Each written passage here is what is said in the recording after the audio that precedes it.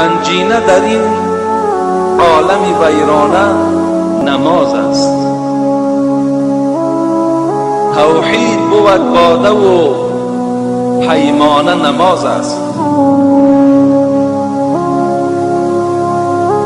بی سجده به درگاه خدا راه نتوان یافت.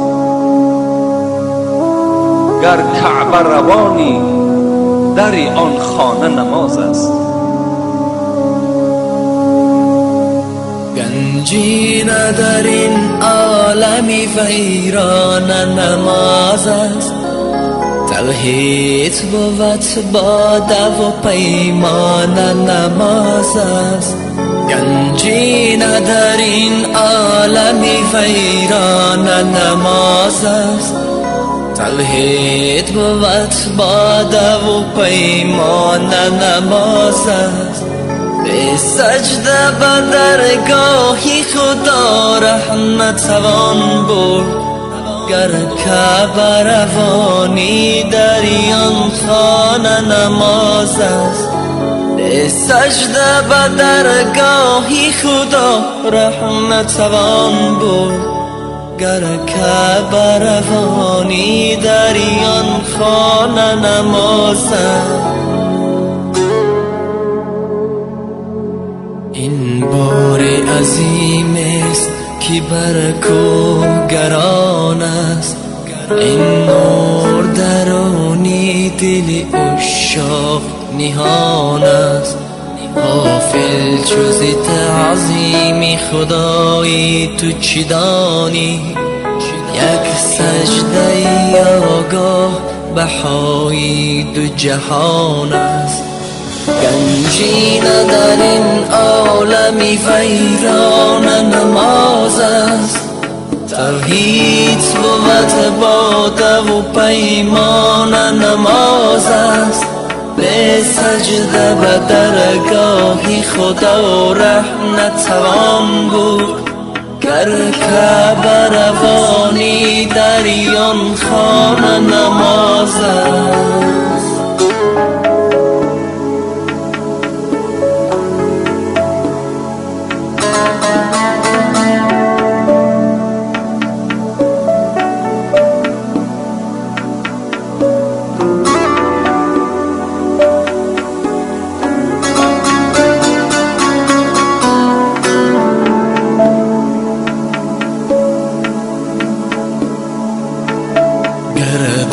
دل تو درد و غمی عشق خدا نیست.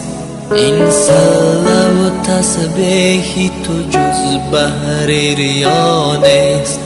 گر عشق ز چشمی تو روان نیست. یقین است که اندر دل سنگین تو یک ذره صفا نیست. بلخیز که این عمر تو چون باد روان است. بنگر که اجل در پی هر پیر و جوان است. با گریه مصفا بکن آینه دل را. تا کی همه دعوای تو از روی زبان است. برخیز که این عمر تو چون باد روان است. بنگر که اجل در پی هر پیر و جوان است. با گریه مصفا بکن آینه دل را.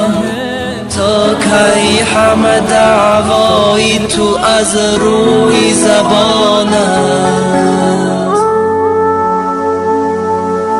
این بار عظیم است که بر کوه گران است. این نور درونی دل عشاق نهان است. غافل جز تعظیم خدای تو چی دانی؟ یک سجده آگاه بهای دو جهان است.